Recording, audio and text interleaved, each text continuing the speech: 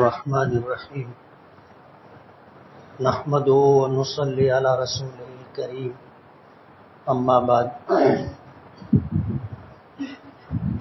اعوذ باللہ من الشیطان الرجیم بسم اللہ الرحمن الرحیم ورفعنا لک ذکرک صدق اللہ العظیم۔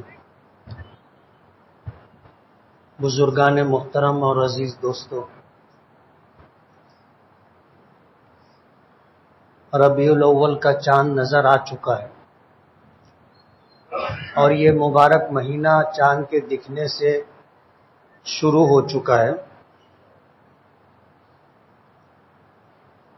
اللہ تعالیٰ نے دنیا کا نظام بنانے کے لیے اور انسانوں کے درمیان ایک ترتیب رہے اس کے لیے سال بنائے، سال کے 12 مہینے بنائے، مہینے کے 4 ہفتے بنائے، دن اور رات کا نظام بنایا، اور اسی نظام کے تحت ہم اپنے دنیاوی اور دینی امور انجام دیتے۔ اس دنیا کے نظام کو چلانے کے لیے اللہ پاک نے اس کائنات میں جتنی مخلوقات چاہی اللہ نے پیدا فرمائی۔ ان مخلوقات میں اللہ پاک نے انسان کو اشرف المخلوقات بنایا، اور انسانوں کو اللہ پاک نے ایک درجہ عطا کیا۔ اسلام میں سوائے تقوی کے ایسی کوئی چیز نہیں ہے جو انسانوں کے درمیان فرق کرے۔ اللہ پاک نے فرمایا ان اکرمکم عند اللہ اتقاکم، تم میں اللہ کے نزدیک سب سے زیادہ باعزت، سب سے زیادہ مکرم شخص وہ ہے جو اللہ کے نزدیک اللہ سے ڈر کر کے زندگی گزارتا۔ تقوی اور پرہیزگاری کی بنیاد پر اللہ کے نزدیک کسی انسان کو بلند تر مقام ملتا ہے۔ تقوی کے علاوہ کوئی ایسی چیز نہیں ہے جو انسانوں کے درمیان بھید بھاؤ پیدا کر سکے۔ اس مبارک مہینے میں نبی کریم صلی اللہ علیہ وسلم کی ولادت باسعادت بھی ہوئی۔ اسی مہینے میں آپ پر پہلی وحی غار حرا میں نازل ہوئی۔ یہی وہ مبارک مہینہ ہے جس میں آپ نے ہجرت بھی فرمائی، اور یہی وہ مہینہ ہے جس میں نبی کریم صلی اللہ علیہ وسلم نے انسانوں سے پردہ فرما کر وصال فرمایا۔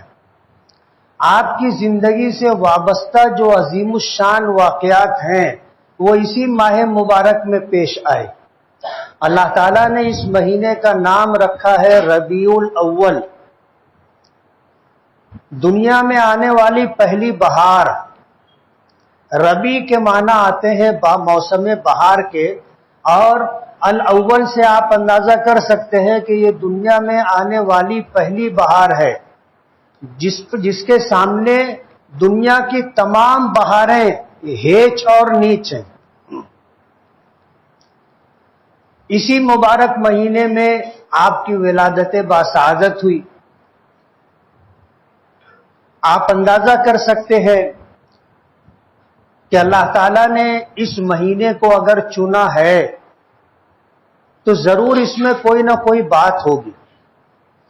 یہ اتفاق نہیں ہے کہ آپ اسی مہینے میں پیدا بھی ہو گئے اور اسی مہینے میں وحی کی ابتدا اور آغاز بھی ہو گیا، اور اسی مہینے میں آپ نے ہجرت کا مبارک سفر بھی کیا، اور اسی مہینے میں آپ دنیا سے تشریف بھی لے گئے۔ یہ اتفاق نہیں ہے، یہ اللہ پاک کی طرف سے ایک منظم پروگرام ہے۔ نبی کریم صلی اللہ علیہ وسلم تشریف لائے، آپ کی ولادت سے پہلے ہی اس دنیا میں اس طرح کے حالات پیش آنے لگے کہ دنیا میں جو اہل علم تھے انہیں اس بات کا اندازہ ہو گیا کہ کوئی محیر العقول واقعہ پیش آنے والا ہے، کوئی ایسی عجیب و غریب اور بڑی بات پیش آنے والی ہے جو ماضی میں نہیں ہوئی تھی۔ بخاری شریف کی روایت ہے کہ ابلیس نے اپنی تمام ذریت کو جمع کیا اور تمام ذریت کو جمع کر کے اس نے یہ جاننے کی کوشش کی کہ دنیا میں ایسی کیا چیز وجود میں آئی ہے جس کی وجہ سے میرا آسمانوں پر آنا جانا بند ہو گیا۔ اب اگر میں آسمان پہ جانا چاہتا ہوں تو ستارے ٹوٹ کر کے مجھ کو لگتے ہیں، جس کو ہم شہاب ثاقب کہتے ہیں۔ رات کے اندھیرے میں کبھی آپ نے دیکھا ہوگا کوئی رات ایسی نہیں ہوتی جس میں تارے نہ ٹوٹتے ہو، تارے ٹوٹتے گرتے ہوئے نظر آتے ہیں اور کچھ دور تک نظر آتے ہیں، اس کے بعد روشنی غائب ہو جاتی، انہیں شہاب ثاقب کہا جاتا ہے۔ قدرت کا ایک نظام ہے، سائنس جو بھی کہتی ہو، حدیث پاک میں آتا ہے کہ جب اللہ پاک نے نبی کریم صلی اللہ علیہ وسلم کو پیدا فرمانا چاہا تھا تو دنیا کے نظام میں تبدیلی آئی تھی۔ پہلے ابلیس آسمانوں پہ جایا کرتا تھا، فرشتوں کے ساتھ اٹھا بیٹھا کرتا تھا، اور فرشتوں کے درمیان جو بات ہوتی تھی اسے سن کر اس دنیا میں آ کر اس میں اپنی طرف سے 100 جھوٹ ملا کر کے اسے چلایا کرتا تھا، اور جو بات فرشتوں کے درمیان سن کے آتا تھا وہ اس دنیا میں ہونے والا واقعہ ہوتا تھا، اسی کو سب سے زیادہ نمایاں کر کے بیان کرنا اور اس کے ساتھ 100 جھوٹ ملا کر لوگوں کے درمیان چلانا شیطان کا یہ وتیرہ تھا۔ اور وہ کام جو فرشتوں کے درمیان یہ سن کر کے آیا تھا، جب لوگوں کے درمیان اس بات کو چلاتا تھا اور وہ چیز وجود میں آتی تھی تو لوگ اس ایک سچ کے ساتھ 100 جھوٹ کو بھی سچ مان لیتے تھے۔ اللہ پاک نے ابلیس کا آسمانوں پر آنا جانا بند کر دیا، اور اللہ نے ستاروں کو مقرر کر دیا کہ یہ جب آسمان پر آنے کی کوشش کرے تو یہ ستارے اس کو مار کر کے نیچے گرا دیں۔ اور ہوتا یہی ہے، جب جب ابلیس آسمان پر جانے کی کوشش کرتا ہے تو ستارے ٹوٹ کر کے اس کو لگتے ہیں اور وہ زخمی ہو کر کے جل بھن کر کے زمین پر نیچے گر جاتا ہے۔ علماء نے لکھا ہے کہ کبھی ایسا ہوتا ہے کہ آدمی جب تنہا سفر کر رہا ہو اور غیر آباد سنسان علاقہ ہو تو یہ انسانی شکل میں آ کر کے اسے بھٹکانے کی کوشش کرتا ہے، جسے غول بیابانی کہتے ہیں۔ بیابان یعنی جنگلوں میں رہ کر کے یہ لوگوں کو گمراہ کرنے کی کوشش کرتا ہے، غول بیابانی۔ تو اللہ پاک نے اس نظام کو بدل دیا کہ اب نبی کریم صلی اللہ علیہ وسلم کی آمد ہے۔ پہلے شیطان کو جو آزادی تھی آسمانوں پر آنے جانے کی اور فرشتوں کے درمیان رہنے کی، اللہ نے سب سے پہلے اسے ختم کیا۔ تو اس کائنات میں اللہ نے نظام تبدیل فرمایا۔ نبی کریم صلی اللہ علیہ وسلم کے دنیا میں تشریف لانے سے پہلے ایسے عجیب و غریب واقعات پیش آئے جسے انسانوں نے بھی محسوس کیا۔ دریائے ساوا جو کبھی خشک نہیں ہوا تھا، خشک ہو گیا۔ قیصر و کسرا کے محلات کے کنگورے ٹوٹ ٹوٹ کر گرنے لگے۔ آتش کدہ فارس جو 1000 سال سے مسلسل روشن تھا، آگ کی پوجا کرنے والے آگ کو اپنا خدا اپنا معبود مانتے ہیں، اور یہ آگ 1000 سال سے مسلسل جل رہی تھی، کبھی بجھی نہیں تھی، اچانک بجھ گئی۔ تو اس طرح کے جو واقعات پیش آئے تو یہ محسوس کیا جانے لگا کہ دنیا میں کوئی عجیب و غریب بات پیش آنے والی، اور آسمانی کتابوں میں بھی لکھا تھا کہ جب حالات ایسے ہوں گے تو نبی آخر الزماں کی ولادت باسعادت ہوگی، آپ اس دنیا میں تشریف لائیں گے۔ تو اہل علم حضرات نے محسوس کر لیا تھا کہ اب نبی آخر الزماں صلی اللہ علیہ وسلم کی آمد ہے۔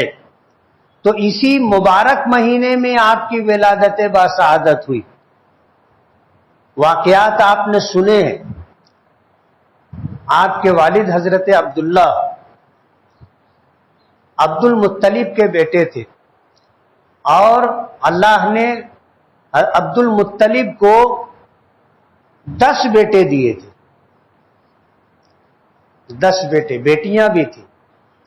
انہوں نے یہ نیت کی تھی کہ اللہ اگر مجھے 10 بیٹے دے گا تو میں ایک بیٹے کو اللہ کے نام پر قربان کروں گا۔ اور وجہ اس کی یہ تھی کہ ایک زمانہ تھا کہ زمزم کے کنویں کو کبھی پاٹ دیا گیا تھا، زمزم کے کنویں کو پاٹ دیا گیا تھا۔ عبد المطلب کو خواب میں اس کی نشاندہی کروائی گئی تھی، اور یہ بتایا گیا تھا کہ جس جگہ کل صبح تم حرم میں جاؤ گے بیت اللہ کے قریب، اس کی جنوب مغربی سمت میں، جنوب مشرقی سمت میں آپ دیکھو گے کوا زمین پر بیٹھے گا اور زمین اپنی چونچ سے کرید کر کھودنے کی کوشش کرے گا۔ اس جگہ آپ کھدائی کرنا تو وہاں سے کعبۃ اللہ میں جو خزانہ تھا وہ خزانہ بھی نکلے گا اور پانی بھی نکلے گا، اور پانی وہاں کے لیے جو اہمیت رکھتا ہے آپ اندازہ کر سکتے ہیں۔ اس زمین میں پانی نہیں ہے، پانی کی بڑی تکلیف ہے اس علاقے میں۔ اور عبد المطلب مکے والوں کے سردار تھے، تو دوسری صبح اہتمام کے ساتھ حرم کعبہ میں گئے اور انتظار کرتے رہے اس سمت جس سمت کی نشاندہی کی گئی تھی، تو دیکھا کہ برابر ایک کوا آ کر کے زمین پر بیٹھ کر کے اس نے اپنے کام کا آغاز کیا۔ عبد المطلب نے اس جگہ کھدائی شروع کی۔ ظاہر بات ہے کنواں کھودنا کوئی آسان کام نہیں، اور اس زمانے میں جب اسباب اور وسائل بھی نہیں تھے۔ آج تو مشینیں ہیں، ایسی ایسی مشینیں ہیں کہ آدمی کے لیے زمین کیا پتھر توڑنا اور کھودنا بھی آسان ہے۔ عبد المطلب کام کرتے رہے، لوگ ان کا اس انداز میں تذکرہ کرتے رہے کہ یہ دیوانہ ہو گیا ہے، گرمی لگ گئی ہے، ایسا ہو گیا ہے، اس طرح کی باتیں، لیکن وہ اپنا کام کرتے رہے۔ اس وقت اس نے نیت کی تھی کہ اگر میرے دست بازو ہوتے، ڈھیر ساری اولاد ہوتی تو میرے لیے یہ کام آسان ہو جاتا۔ نیت کی تھی کہ اللہ اگر مجھے 10 بیٹے دے گا تو میں ایک بیٹے کو اللہ کے نام پر قربان کروں۔ زمزم کا کنواں بھی انہوں نے دریافت کر لیا، اور اس کنویں میں بیت اللہ کا جو خزانہ تھا وہ ڈال کر کے دفن کر دیا گیا تھا، وہ بھی نکلا۔ اور اس وقت سے لے کر آج تک زمزم کا کنواں جاری و ساری ہے۔ درمیان میں کچھ وقفے کے لیے بند کیا گیا تھا، پتہ نہیں کس نے کنویں کو پاٹ دیا تھا، تاریخ میں اس کا کوئی تفصیلی تذکرہ نہیں ملتا۔ تو عبد المطلب کو ایک زمانے کے بعد پھر اس بات کی خواب میں یاد دہانی کرائی گئی کہ تم نے اللہ کے لیے اپنے ایک بیٹے کو قربان کرنے کی پیشکش کی تھی۔ انہیں یاد آ گیا۔ جب یاد آیا تو یہ احساس ہوا کہ مجھے اپنی منت پوری کرنی چاہیے۔ عبد المطلب کی ایک بیوی سے 2 بیٹے تھے، ایک حضرت عبداللہ اور ایک ابو طالب۔ یہ 2 سگے بھائی تھے، ایک ماں ایک باپ کے۔ عبد المطلب کی اور بیویاں بھی تھیں جن سے اور اولادیں تھیں، لیکن ابو طالب آپ کے سگے بھائی تھے، ماں جائے تھے۔ قرآن اندازی کی، قرآن اندازی کرنے کے بعد جب چٹھی نکالی گئی تو عبداللہ کا نام نکلا، اور حضرت عبداللہ جو تھے تمام بھائیوں میں سب سے زیادہ خوبصورت، سب سے زیادہ باصلاحیت، وہ تمام صفات اور خوبیاں اللہ نے آپ میں رکھی تھی جس کی وجہ سے کوئی انسان کسی سے محبت کرتا ہے، کسی سے متاثر ہوتا ہے، کسی سے تعلق اور چاہت کا رشتہ قائم کرتا ہے، پسند کرتا ہے۔ حضرت عبداللہ میں وہ ساری باتیں تھیں، اور خود عبد المطلب اپنی اولاد میں سب سے زیادہ حضرت عبداللہ سے متاثر تھے، اور اتفاق کی بات کہ قرآن اندازی کی گئی تو اس میں حضرت عبداللہ کا نام نکلا۔ حضرت عبداللہ کے جو ننیحال کے لوگ تھے وہ سب کھڑے ہو گئے کہ نہیں، ہم یہ نہیں کرنے دیں گے، اور عبد المطلب نے قسم کھا لی کہ میں اپنی منت ہر حال میں پوری کروں گا۔ اب یہ ہوا کہ اس کا حل کیا حل نکالا جائے؟ اس زمانے میں ایک کاہنہ تھی، ایک عورت تھی، کاہنہ تھی، جسے لوگ جادوگر بھی کہا کرتے تھے، لیکن کاہنہ اس عورت کو کہا جاتا ہے، اس شخص کو کہا جاتا ہے کہ جو غیب کی خبریں دیا کرتا تھا۔ اور حدیث پاک میں آتا ہے کہ یہ وہ لوگ ہوتے تھے جن کا ابلیس سے تعلق ہوتا تھا، شیطان سے تعلق ہوتا تھا، اور شیطان آسمانوں پر جا کر جو بات سن کر کے آتا تھا وہ ان کے کان میں سنا دیتا تھا، اور یہ کاہن لوگ وہ بات لوگوں کو بتاتے تھے، اور وہ بات ہو جاتی تھی تو لوگ بہت زیادہ معتقد ہو جایا کرتے تھے، بھکت ہو جایا کرتے تھے۔ تو اس زمانے میں ایک عورت تھی، لوگوں نے مشورہ یہ دیا کہ جا کر کے اس عورت سے مشورہ کرنا چاہیے کہ کیا کریں، مسئلہ ایسا ایسا ہے۔ اس عورت کے پاس گئے تو اس نے کہا کہ اس کا آسان حل ہے۔ پوچھا کیا؟ کہا کہ ایک طرف 10 اونٹ رکھو، ایک چٹھی اور ایک چٹھی عبداللہ کے نام کی، دونوں چٹھی ڈالو، ایک چٹھی نکالو، اگر عبداللہ کے نام کی چٹھی نکلے تو پھر 10 اونٹ کی ایک چٹھی اور بڑھاؤ، یا یوں کرو کہ اب 20 اونٹ کی ایک چٹھی اور عبداللہ کے نام کی ایک چٹھی، اس طرح پھر قرآن اندازی کرو، اگر عبداللہ کا نام نکلے تو پھر 30 اونٹ، پھر نکلے تو 40، 50، 60، 70، 80، 90، 100۔ اور اتفاق کی بات یہ کہ چٹھی بنتی رہی، اور جب چٹھی نکالی جاتی تھی حضرت عبداللہ کا نام نکلتا تھا، اور یہ سلسلہ چلتے چلتے 90 کراس کر گیا۔ جب 100 اونٹ والی چٹھی اور عبداللہ کے نام کی چٹھی ڈالی گئی تو اونٹوں کے نام کی چٹھی نکلی۔ جب اونٹوں کے نام کی چٹھی نکلی تو ظاہر بات جو حضرت عبداللہ کی قربانی روکنا چاہتے تھے وہ خوش ہو گئے۔ عبد المطلب نے کہا کہ نہیں، میں دوبارہ چٹھی نکلواؤں گا۔ پھر 100 اونٹ اور عبداللہ کے نام کی چٹھی ڈالی گئی، پھر 100 اونٹ کی پرچی نکلی، پھر تیسری مرتبہ چٹھی حضرت عبد المطلب نے ڈلوائی، پھر 100 اونٹ کی چٹھی نکلی، تو 100 اونٹوں کی قربانی حضرت عبداللہ کی جگہ پر اللہ کے نام پر پیش کی گئی۔ کہتے ہیں نا جسے اللہ رکھے اسے کون چکھے۔ نبی کریم صلی اللہ علیہ وسلم کے والد حضرت عبداللہ، یہ جو سلسلہ تھا حضرت آدم سے چلا آ رہا تھا۔ قرآن کریم کی سورہ صافات میں ہے وَتَقَلُّبَكَ فِي السَّاجِدِينَ، کہ حضرت آدم کی اولاد میں جس اولاد کے ذریعے سے حضور تشریف لانے والے تھے وہ ایک پورا سلسلہ اللہ نے ایسا رکھا تھا کہ علماء نے لکھا ہے کہ اس سلسلے میں کسی نے شرک نہیں کیا تھا، اس سلسلے میں کسی نے زنا نہیں کیا تھا، اس سلسلے میں کسی نے شراب نہیں پی تھی، اس سلسلے میں کسی نے جوا کھیلنے کا کام نہیں کیا تھا، اور یہ ساری خوبیاں حضرت عبداللہ میں تھی۔ ظاہر بات ہے حضرت عبد المطلب کے 12 بیٹے تھے، میں 10 بتا رہا تھا، 12 بیٹے تھے۔ 12 بیٹوں میں سے ایک حضرت عبداللہ میں جو خوبی تھی وہ کسی اور میں نہیں تھی۔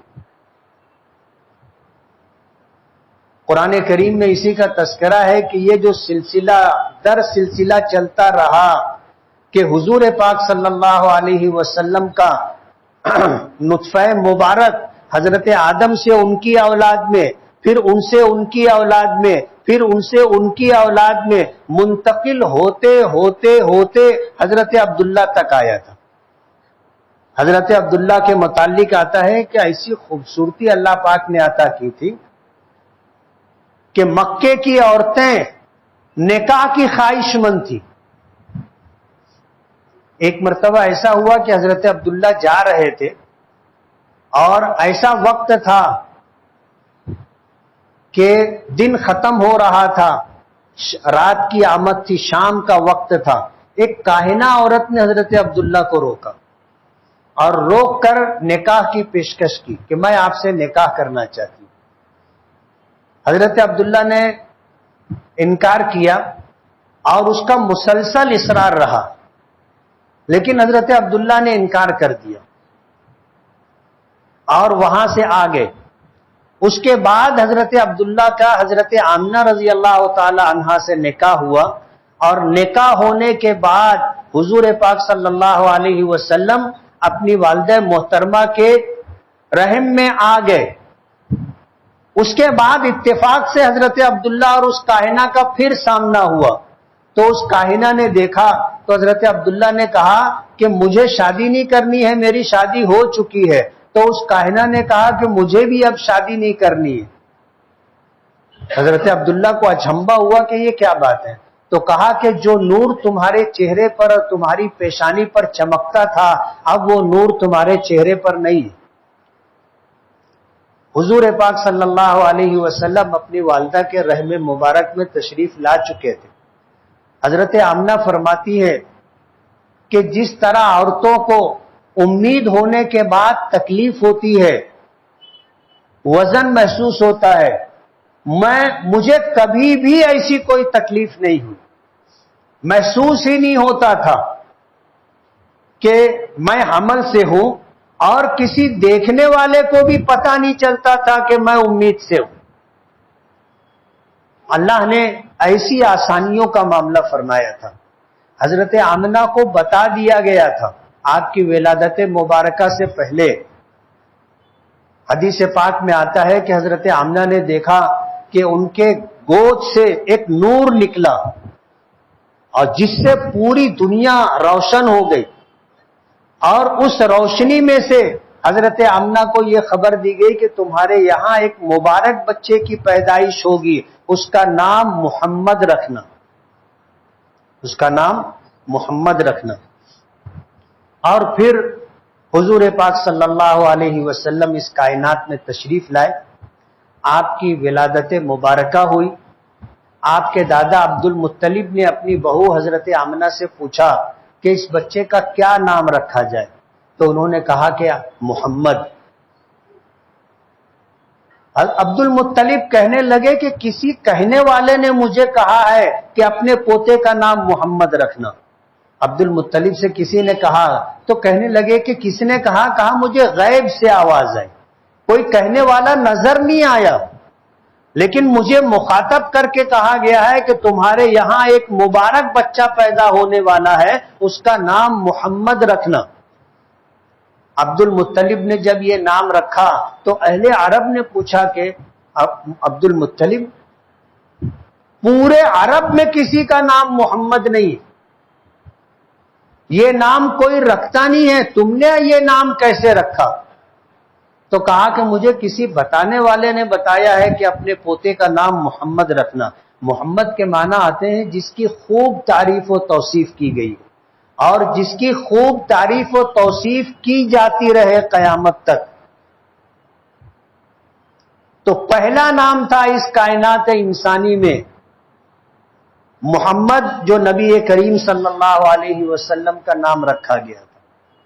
قرآن کریم میں اور انجیل میں آپ کا ایک نام احمد بھی آتا ہے، آپ کا نام احمد بھی ہے۔ ایسے آپ کے 99 نام ہیں جو قرآن کریم کے آخری میں آپ کو ملیں گے۔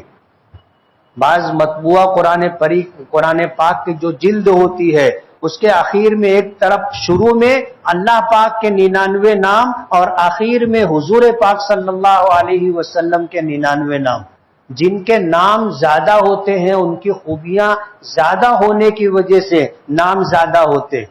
حدیث پاک میں آتا ہے اللہ کے 999 نام ہیں، جن میں سے 99 نام اس دنیا میں اللہ نے ظاہر کیے ہیں، 900 نام اللہ پاک کے ایسے ہیں جو کل قیامت کے دن ظاہر کیے جائیں گے۔